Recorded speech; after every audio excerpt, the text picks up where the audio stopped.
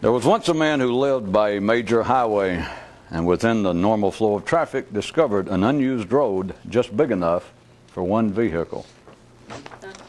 Welcome to tonight's news. There was once a race of creatures, and a fine race of creatures at that. And this fine race of creatures had an ability unique to them, yet they lived in a strange location. They lived in a place imaginarily constructed by their unique ability. But more unusual still was that the fabricated location was as real as any.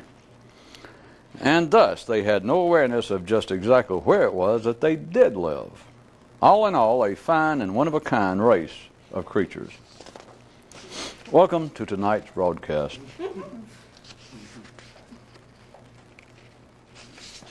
There was once a man who discovered a certain thing, a thing of such wondrous possibility that, initially, his fascination with it was near total. But as time passed, although the potential of the thing did not decrease, the man's interest in it did.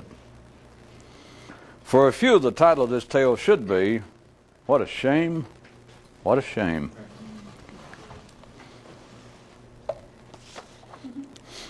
When the famous hypnotist came to town, one guy didn't bother attending the show.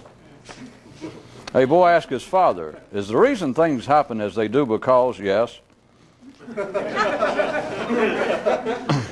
A man looked at his script and said, who writes this shit anyway? And again, welcome to the show. The mind is the only prison in which the captives are kept in place merely by the chattering of the guards. Life, problems, irritations, and etc. The simple blame others, the more sophisticated circumstances, while a man with the notion has not so far to look. After a life spent in the search, one man finally was able to say, I at last clearly see the challenge, but now I cannot say that knowing the problem is half the battle. For now I am constantly face to face with the fact that simply knowing what the problem is, as extraordinary as that may be, is not anywhere near achieving victory. It is such a strange and unexpected situation that I do not know whether to call it knowing what the challenge is maybe 2% of the struggle or maybe 98%. But either way, it's still the same. Knowing what it is not the doing of it. And now our good news of the day, disguised as a joke or vice versa. One man thought, maybe I'll be lucky enough to die before not being able to do it drives me crazy.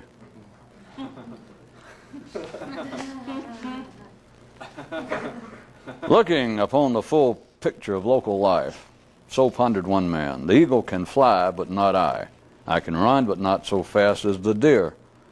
I can swim, but not like the shark. And I am strong, but pale by the ant. In so many ways there are other creatures superior to me, yet none of them can think, how can this be? When a bone is broken, it is obvious. When a stomach is sick, it is plain. Could all mental ills be from the mind's inability to perceive its place in the overall scheme? Who could be more ailing and troubled than those seeking secret release? And who more properly so? Beyond the city lights, ill must be redefined. After some years of involvement in a certain activity, this one man began to wake up every morning in a cold sweat. But what he really desired was for it to become a cold sweat mentally. One of such magnitude and intensity as to forcefully jolt him from his sleep. Under all known normal conditions, no mind is given to function as its own alarm clock. What the hell do you think this sort of thing's for? One guy said, no, I'm not mad. I just have nothing to say. And even if I were mad, I still wouldn't. After years of struggling to watch and study the activity of his mind, one man concluded that what normally took place there should not be called thinking, but rather either chattering or just noise. Those who know the secret may indeed be unique in one respect, that is, they may be the only case of someone knowing something that everyone else says they want to know, but don't. Or else, never ask. Or, never listen if they ask. Or, if they do, can't seem to understand what's being said. So you have to admit, that kind of secret is some kind of secret.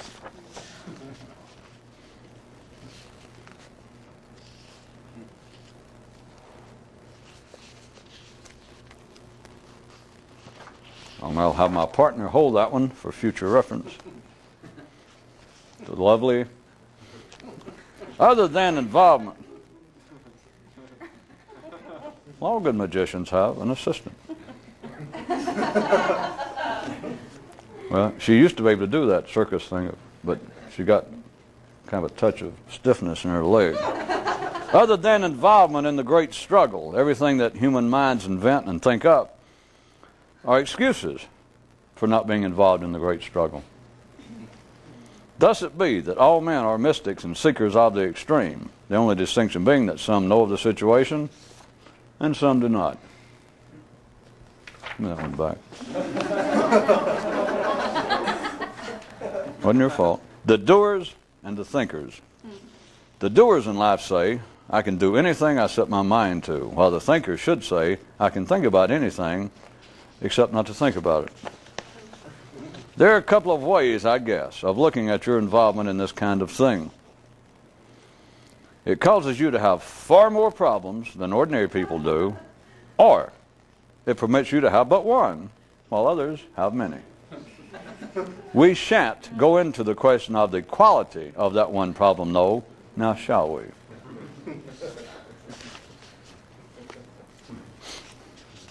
The lovely Gertrude said, we shan't. Thank you, dear. One man's personal verse. Artists in the world of jackals, thinkers in the depths of the mines, everything's got to be somewhere. I keep saying that, but what does it prove? There are three ways you can interact with what normally goes on in your mind. You can not interact and just lay back and float downstream with it. Or you can stand aside and watch it while it works. Or you can try and bring it under your control. Or you might go so far as to discover something beyond these three. When a vote was taken, the overwhelming majority expressed their preference for metaphors and symbolism over plain speech and blunt descriptions. And you should be told that some so-called mystics participated therein. One potential directive in 17 words or less. The secret is not in secret knowledge, but secret silence. Once upon a time, in a land far away, a boy asked his father, the woodcutter, why do not the monks of the monastery up in the mountains have a rooster to call them to awaken in the morn? Whether thought is linear or logical is of no consequence to the itchy. All that matters is that thought is thought is thought. Physically, a satisfied man is a satisfied man, while mentally, a satisfied man is a dead man. I would say recently departed, but in most cases they never arrived to begin with. But the good news is that weight loss won't help. While many in life who say that they get it don't, many who say that they don't do. Well, I did already note for you that everyone is a mystic, whether they know it or not. The simple like to stick together. This is true of people and of thoughts.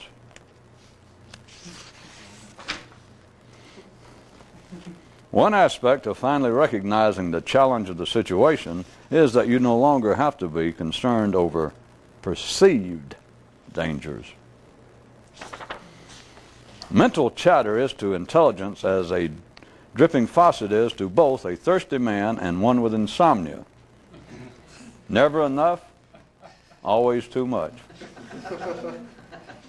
One man thought, why should I worry about higher states of consciousness? I barely have a lower one. Help me. After many years of having a mind and using it in the normal manner, one man one day finally stopped and thought, is this really all it's good for? The two realizations. One, that you can live without thinking about it, and two, that you can think without thinking about it.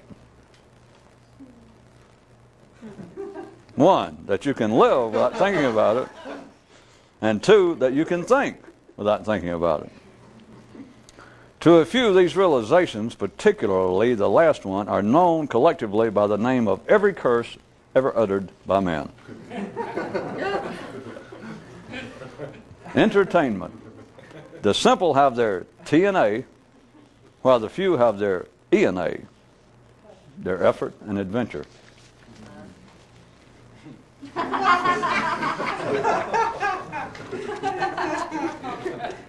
Until a man clearly realizes that life runs itself without his conscious participation, he has no chance of becoming conscious. One man said, I think I'm starting to get it. There are certain things you shouldn't think about. And received the reply, no, that's too selective. Secret fact privately revealed. A mystic has got to be the most selfish, self-centered person alive, but without any feeling of self-importance. You can't call a human a real man until he has a car in which to go somewhere. But later on, after that, you err in calling him a man when he can't go where he says he wants to. No, dear, we don't have to call the AA. Hey.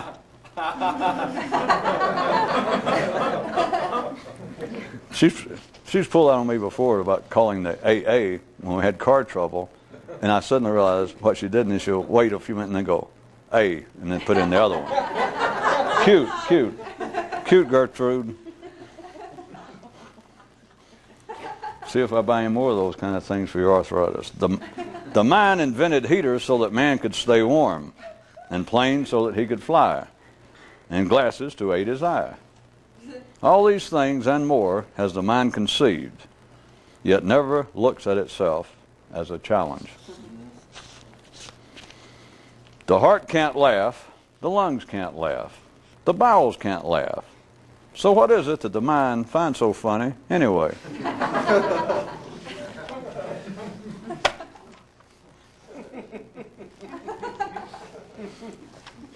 Later, if she doesn't shape up, I will be performing one of your favorite tricks of sawing my assistant Gertrude in half.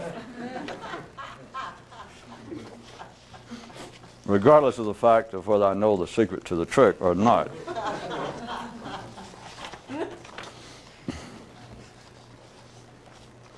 There was once a man who discovered a certain thing, a thing of such wondrous possibility that initially his fascination with it was near total. But as time passed, although the potential of a thing did not decrease, the man's interest in it did. Putting on your metaphorical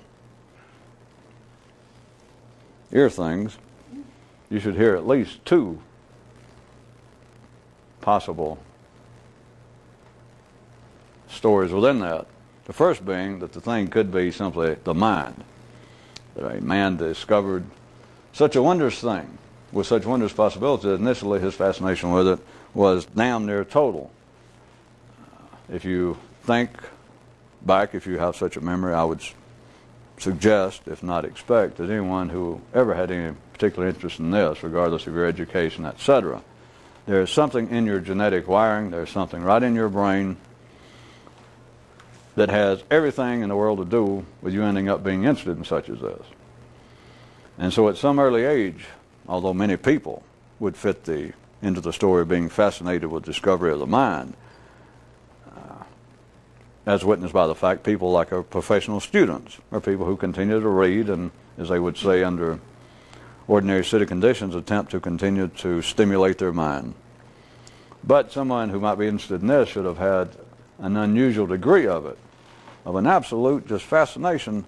You begin to talk whether you can recall this or not, some of you, if I say it, it might jog something, which is not the point, but it might, that you had to, I suggest and expect, had some out of the ordinary fascination when you learn to speak, when you begin to be able to converse with other people, then begin to ask questions. That's sort of the normal progress that you could diagram with an ordinary person, with a child growing up, but there is a kind of unusual edge and intensity to would-be mystics. Potential. No, it's not transvestites, it's transcendentalists. Leave this to me. I don't know what it is. It's not her intelligence. It's like when her joints got stiff down here, sometimes, I don't know, it's the words come and go, and she confuses things. I'm glad we're no longer dating, come to think about it. There is a kind of intensity of the fascination with the mind. But now take it to another possible interpretation. To become interested in trying to do something extraordinary with the mind. Read this sort of activity. Mysticism in general. The attempt to do something to reach Buddhahood and enlightenment in the kingdom of God and the promised land and etc. That initially, when a man discovers any trace of it, and it normally goes about by a second-hand means, such as through a book, the fascination is near total. But according to this story, as time passed, although the potential of the thing did not decrease, a man's interest in it does. What does that address other than the running down of one's life, which is the running down of hormones, and it appears to, or it does, ordinary people, directly affect the mind, which is you can find people, ordinary people of a fairly decent physical condition, let's say at the age of 30, and even older nowadays, but you can find them in decent physical condition, but by age 30, most people are brain dead, or mind dead. It's just a fact. There's nothing, it's no great discovery. It's not the sort of thing that men ordinarily discuss in the same way that men do not ordinarily discuss anything that's obvious. But it's just an accepted fact, without men debating it overtly, that you expect. The older someone gets, the more hard-headed they get, the more tunnel vision they get, the more biased, whatever bias and opinions, the way it's normally expressed, whatever eccentricities and foibles they may have had in younger days, they simply become magnified when they get older. It's not untrue, it's beating around the bush to describe it that way. It is simply that a man is dead. And it becomes more and more obvious rather than just saying in some way that he is perhaps beginning to suffer the early stages of Alzheimer's or something. And that just the older he just gets more and more mad, or his wife died and now he's all alone, he's becoming bitter. That's all that is just to keep from going and looking at it. Because what happens, what I'm pointing out to you, is a man ordinarily, neurally, mentally, is dead. And I'm being quite charitable to say age 30. And therefore, what passes for his intellectual life after that, what comes out of his mouth, is absolutely, he not only went to visit the hypnotist when he came to town for the show, he joined up. He took a correspondence course. He became the hypnotist Gertrude. He is now sleeping with a hypnotist by long distance. Don't have to do any more. The point is, since everyone is operating on autopilot, I hate to tell you that, but the older you get, the more you depend on the autopilot mentally. And therefore, a man, the older he gets, he begins to, it seems to be, that it increases that his speech consists of slogans, proverbs, cliches. Just the talk becomes so mechanical, it's called everything but that. As I said, there's always some excuse for those around him, or some explanation that he has perhaps had a mini stroke and no one knows it, or what. They just say he's getting old, and I don't know, he's just getting grouchy. Most people accept that. My God, he's 50 years old, or he's 60 years old. And you know how people get when they get that age. Yeah. Why did it take them to age 60 to notice it?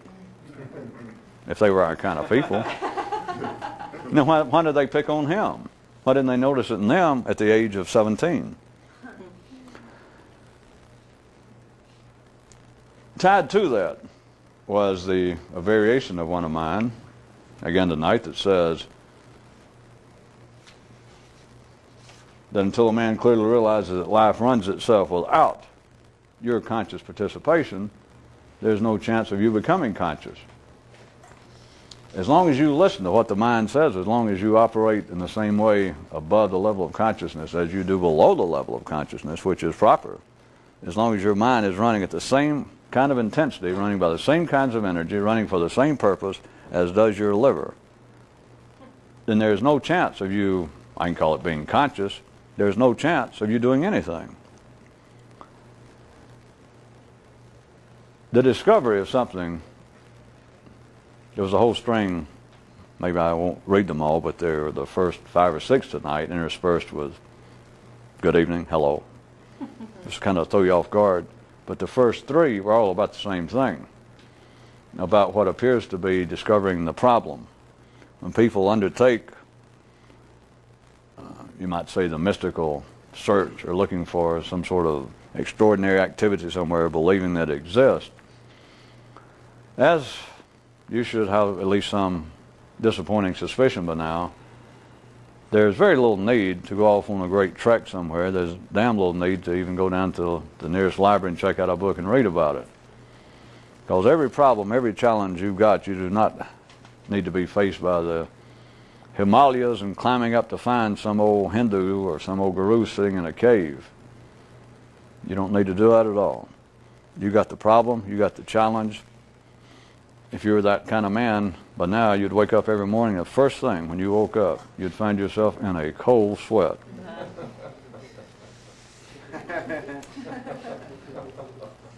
And there's nothing to say. That should be the end of it. I should close down whatever operation this is and just maybe say, come check with me and we'll meet here again 10 years from now. And when you walk in, I'll be able to see that kind of perspiration that's below the fleshy level, that you are in a cold sweat for many reasons. One is thinking, once you realize what the challenge, I'll give you a choice for the time being from column A or B, what the problem or the challenge is. Once you realize it, one of the things that gives you a cold sweat is you think, I came so close to selling everything I had and going somewhere to track down some great secret mystical work. That's one cold sweat. Obviously I hadn't stepped on anybody yet, which if you want a report card, there's one. The other cold sweat is as soon as you wake up and you try to, let's say that you're doing your best mentally, that it seems that you are capable now of more and more thinking about non-routine ideas. A real cold sweat is to suddenly realize that you have spent a large number of years involved with thinking on matters extraordinaire. And one morning you wake up and realize it has done me just as much good as had I gone to Tibet or China and climbed a mountain and found an old man who told me the secret of life, but I couldn't understand the language. And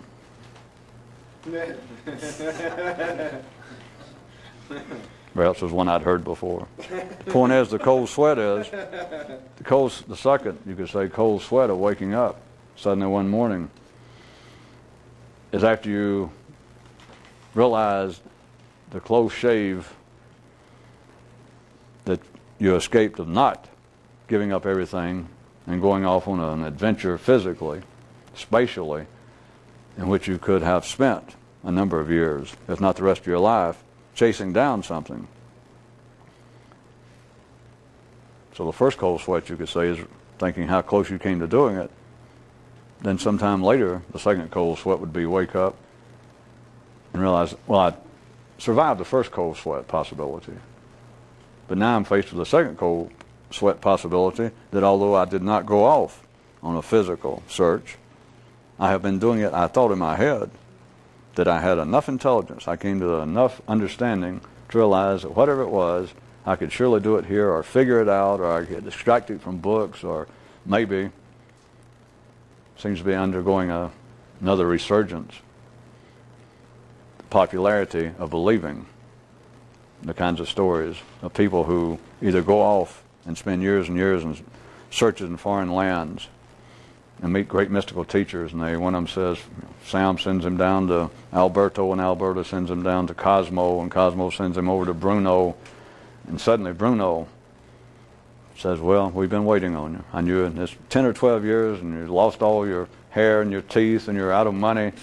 And he says, all right, here is your teacher. We've been waiting on you. And he gives you a piece of paper, and you look on it, and it's 3 blocks from where you lived 10 years ago back in Europe. That story is, I keep hearing people want to repeat that or mail it to me and say if they heard the story. It's, I don't want to step on anybody's dreamy hobby, but the story is a minimum of 5,000 years old. They just keep redoing it. But let's assume, back to your cold sweat, that you survived that. And you think, how close I came. But I have now. I heard such stories, and I realized that literally and perhaps, well, allegorically and perhaps literally, it did save me from making such wasted effort. So I stayed here. I became my own seeker and my own, and it does seem proper. In fact, Amanda Knight in the news, I mean, I didn't make this up. This was a damn news item. That a man said that he was beginning to get it. That he realized that there are certain things, I mean, this is what he's beginning to get. There's certain things that a person simply should not think about. Except it said that the reply he received was, no, that is too selective. And I don't know why that was the end of the news item. But the cold sweat is to think of all the great thoughts I thought, and at almost any interim stage, somewhere between here and the great Buddhahood station in Istanbul, you would have to admit, everyone would. It would be unfair to say that there is no validity to not thinking about certain things. That it is true that you're better off not to think about certain things. Sometimes trying to be blunt and plain after you have talked baroquely for 25 minutes, it's hard to suddenly straighten back out and get directly back into a 3-chord turnover of rock and roll or a John Lee Hooker 1-chord turnover. But there are certain things, regardless of my interpretation for the moment of the news item, that the man said he was beginning to get it. This sort of thing was the insinuation. That part of it, at least mentally to him, obviously, was that there are certain things that a man should not think about. And the response that he received was, that's too selective. But for 1 second, anywhere between here and the understanding of what life is about, mentally it would be true that there are things you would be better off not to think about. But when you start that, then ordinary minds believe they will then take a recipe for bread and begin trying to eat it.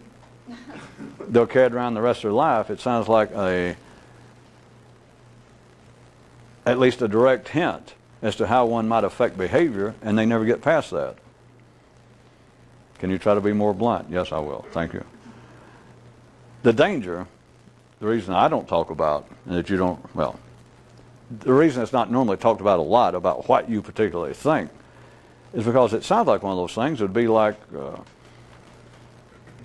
someone who knew what was going on and tried to tell someone else. Be like Buddha or Muhammad or somebody actually making up, or Jesus or Moses making up the services now that Jews and Christians and Muslims go through.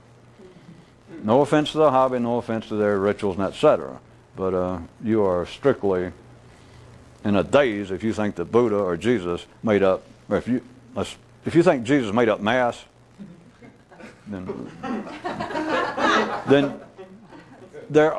a man who knows anything does not, at least to those he was talking to seriously, does not engage in trying to affect their behavior and point out even what I'm saying, which at first may sound as though it's mental, that it's beyond a ritual of playing with prayer beads or kneeling and praying or lighting candles, but it is at the same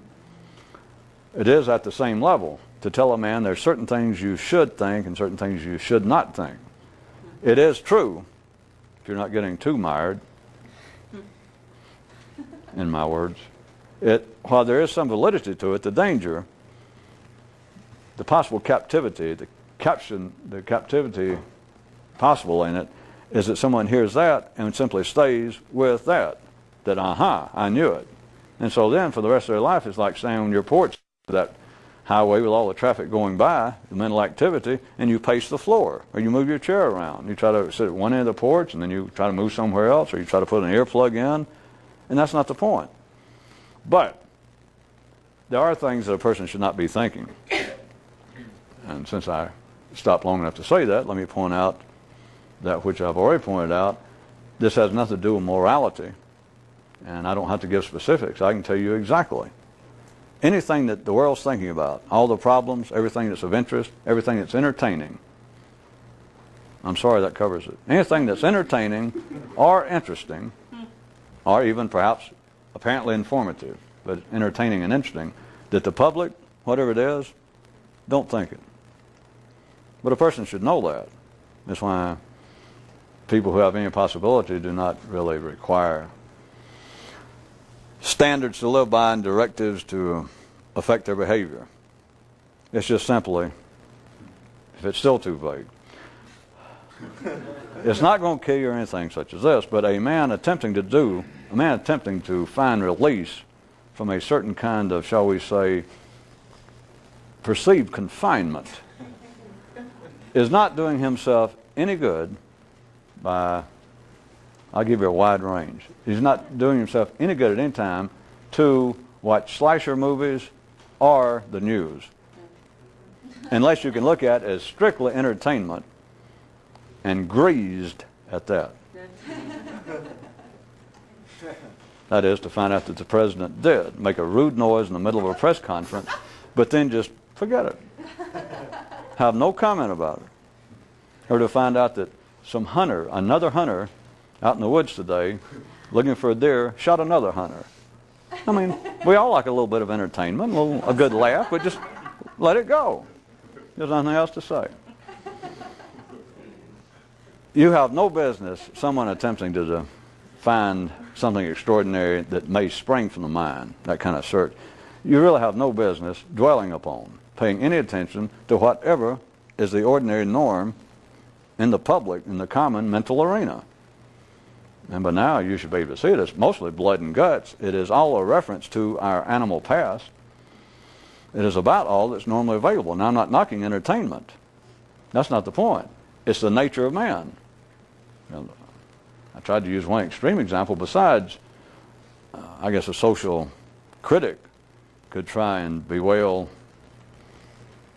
the popularity of blood and guts television and movies and etc. And I assume that somebody, to fit their purposes, could go and try and do a visual survey of the kinds of people going in to see all these chainsaw murderers, chapter 15, and say, well, it's obviously a lower class. And no. It's the same thing as watching, I'm sure statistics would bear this out somewhere, that probably the season ticket holders, the most fanatical devotees of professional basketball and football are college graduates. And it's the same thing. What do college graduates, what do people with high IQs? Oh, some of them may say, well, I like to play chess on the weekend. Oh, you find them in front of the TV rooting for the Lakers, you find them at a ball game. And it's not that there's anything wrong with that. It is simply that the mind, after it does that which apparently is just minimally necessary, all the way from just necessary enough that you can do enough math, if you still have to run a cash register at a 7-Eleven store, all the way from that to teaching mathematics at Princeton. In either case, all an ordinary man's going to do is that which is required. The person at the 7-Eleven, it's just easier to pick on them. They're normally the ones that you'll walk out and go, good God, person barely illiterate. How do they get a job like that? And then you think, well, if you're ordinary, then you would think a man engaged in some scientific pursuit or in the world of academia and some heavy hard science area that you would think, well, that you would think there's no question, he is more intellectually alive than the person just standing there looking semi-dazed running that cash register in the 7-Eleven. But you missed the point. You're wrong. They're both doing only that which is minimally necessary. They're only doing that which life makes them do. Or if you're ordinary, they're only doing that which they must do to keep their damn job. That's not it, but that's the way ordinary people would finally go, oh, okay, well, whether I agree or not, at least I know what you're saying now. That's it.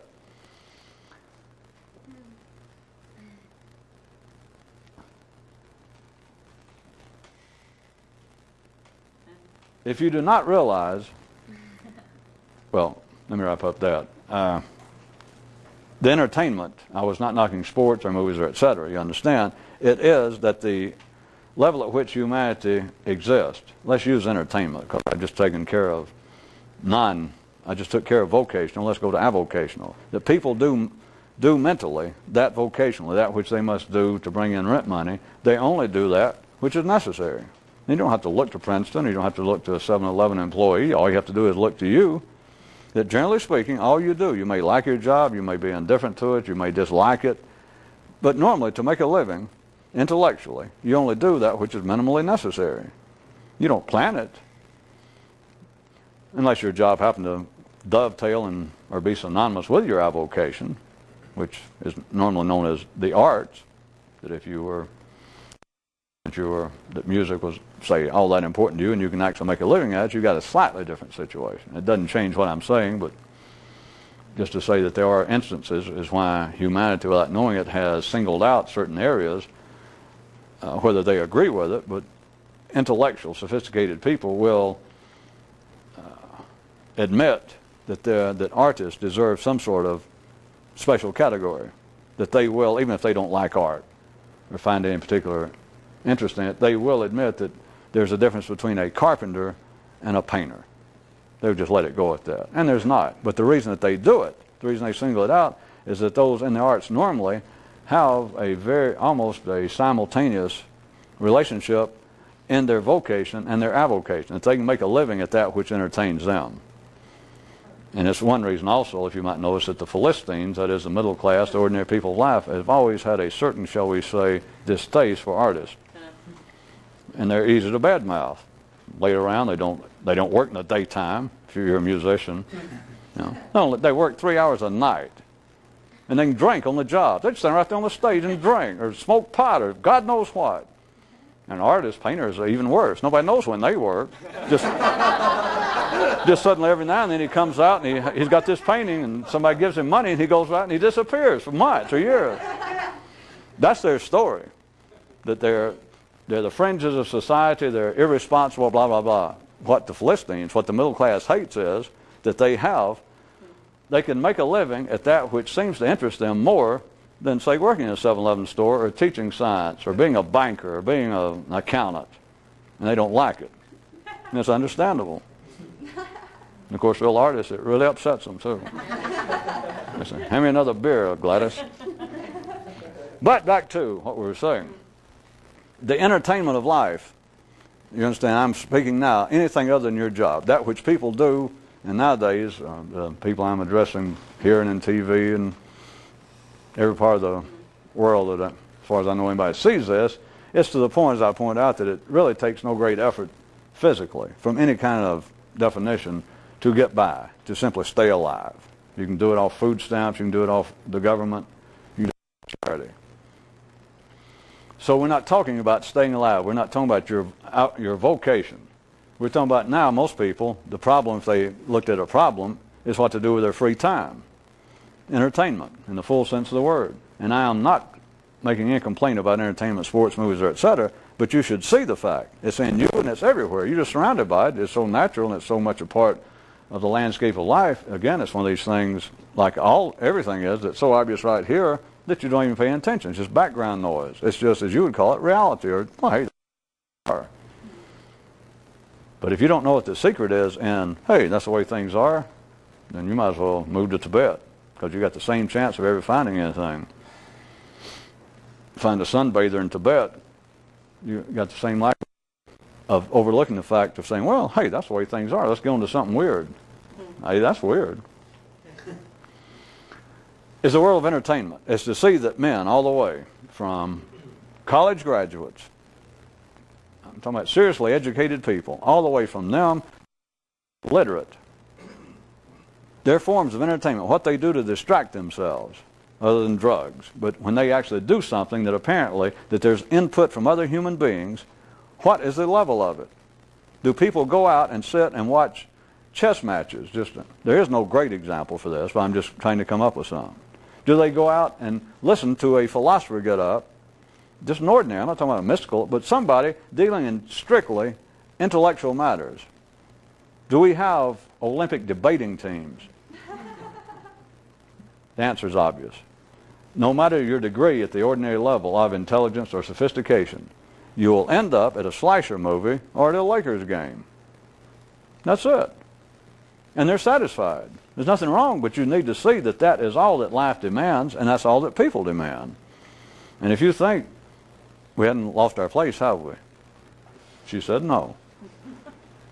The guy who said that he was beginning to get there, certain things you shouldn't think about, that's too selective. Because that would be, even though I was trying to get you to see that there was some validity if you were out of the ordinary, but there is no difference at the level of distraction, the level of intellectual distraction, commonly known as entertainment, between and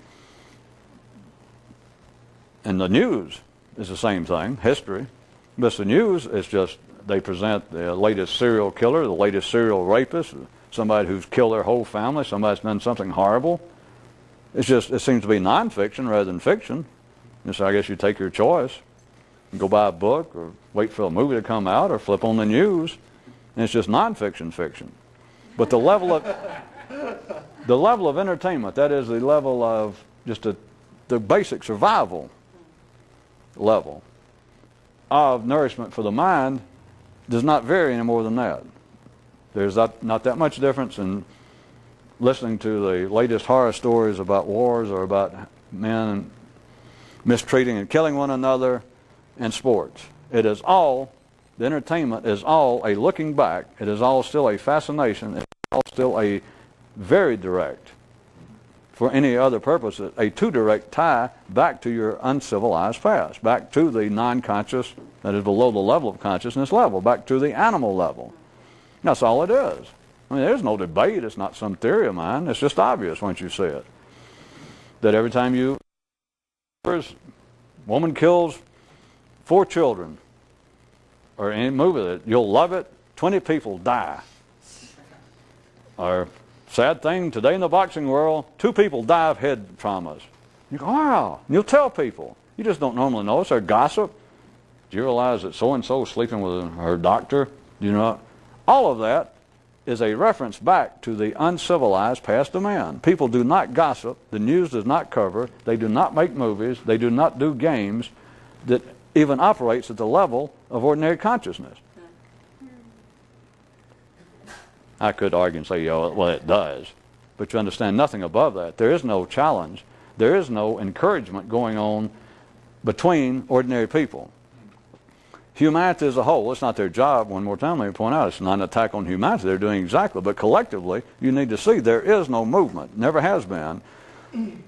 The populace of humanity at any given moment are not engaged. Life does not have them engaged in producing entertainment, producing distraction mentally, to raise an individual one iota higher in his consciousness than he is. When I said I could argue that it does operate at the level of consciousness, what it does do, what entertainment as a rule is doing, this is not that important, but since you forced me to say it, it is like, rather than men still being as uncivil as they could be, as uncivil as they would be from here down, were this shut off. It is kind of a vicarious letting go of it, you could say, of watching this is a pretty common description. It does have validity of watching horror movies or watching or hearing about killings or watching sports, that you in some second-hand way let out your aggressions, whereas it's better that you see a movie based on the life of some man who killed 20 people. It's better. I mean, it's gory and as despicable as it is, it's better that than perhaps you had certain antisocial tendencies that may have come out had you not seen that movie. That's a great... Psychologists dug that up. That had been laying around. Anyway, it's an old story. And in a sense, there is real validity to it, as opposed to what kind of validity? See, she gets like that. Invalid validity. How about that? Damn cripple.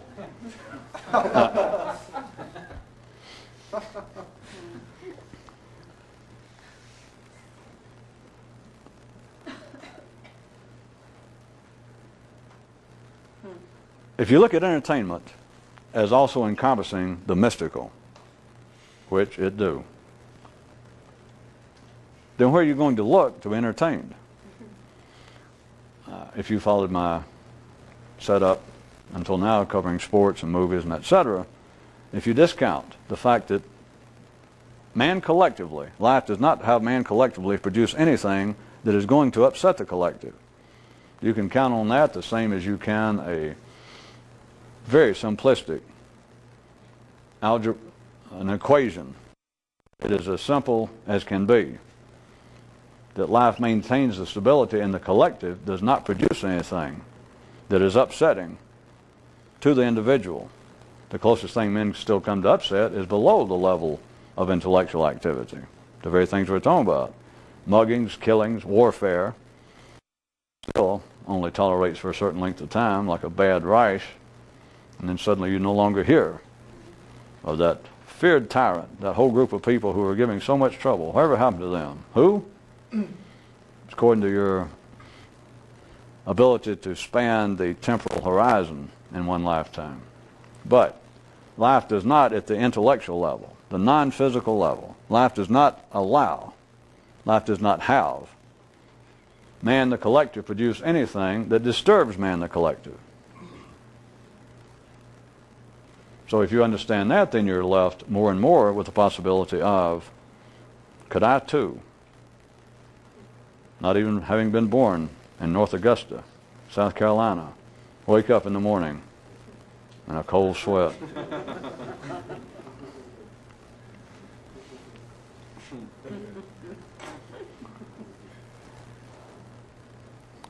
There's not but one thing horrible in life to somebody attempting to do this. All right, two. First is to find out what the real challenge is, or problem. And the second one is just about the same thing.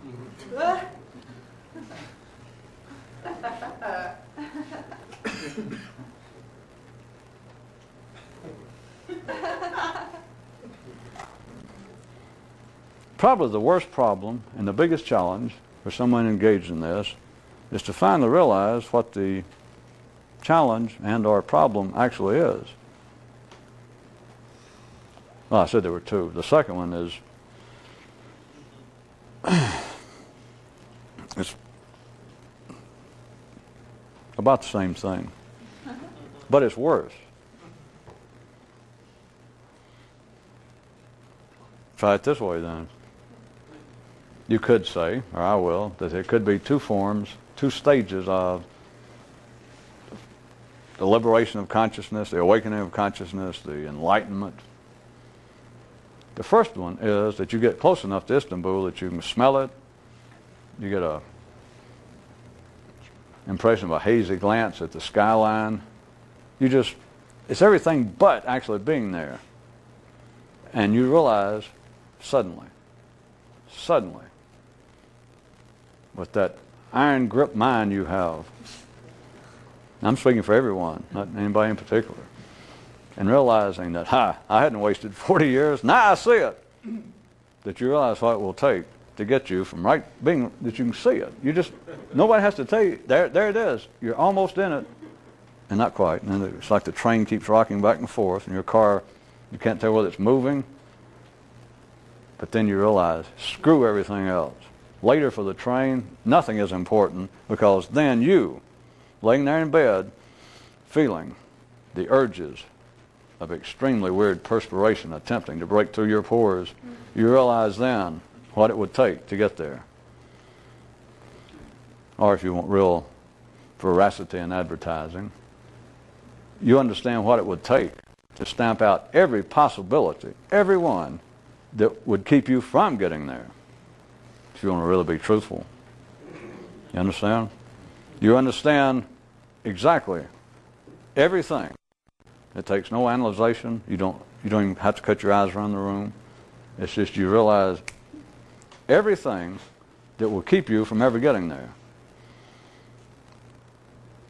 Everything is bundled up in one little problem.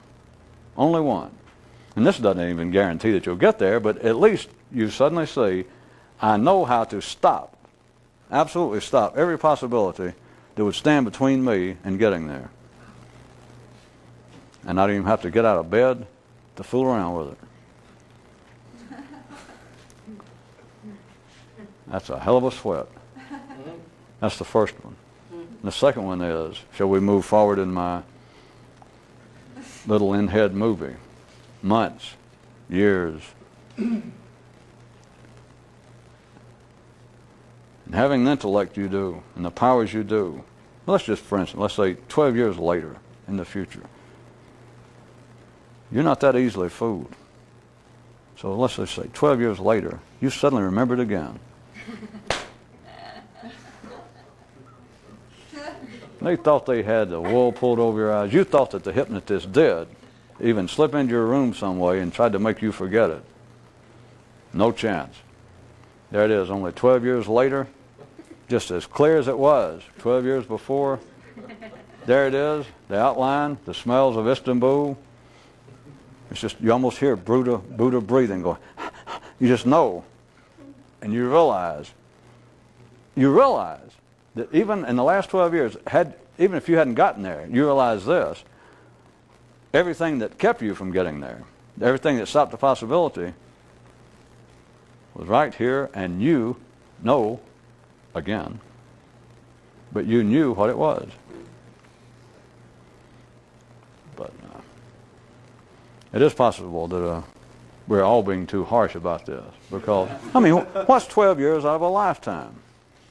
And I'll bet, did I again get this too mushy that you didn't get? A man suddenly, after years and years and years and years, realizes quite clearly everything. He understands what the problem / challenge is that I can do right now, and that if I don't do it, there's no chance whatsoever. Nobody has to tell you. Me, nobody. You understand? If I don't do this, everything else is just a dream. It's a laugh. It's a joke. There's no realize, well, this has got to be done. And you see it as clear, and that's it. Then according to my story, you didn't think it again for 12 years. Would 10 make you feel better? And it's not a sarcastic slam at humanity. This happens over and over. But, like I said, at least we be too harsh in this. In a 12-year period, a man's got a lot of important things that come up that he has to think about. I mean, we should be fair about it.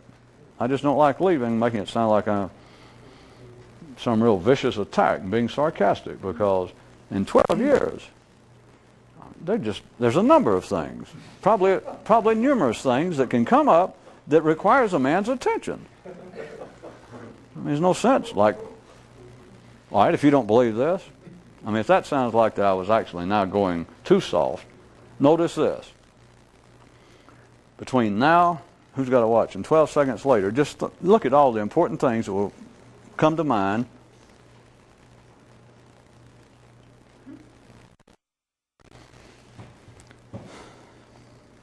And that was just 12 seconds.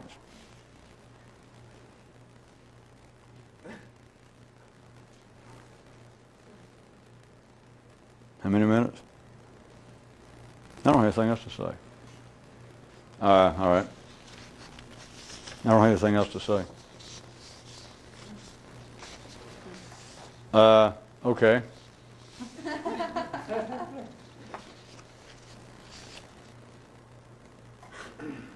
Okay. The mind is the only prison in which the captives are kept in place, merely by the chattering of the guards. I know it didn't have anything to do with what I was talking about, but it was the first one she handed me.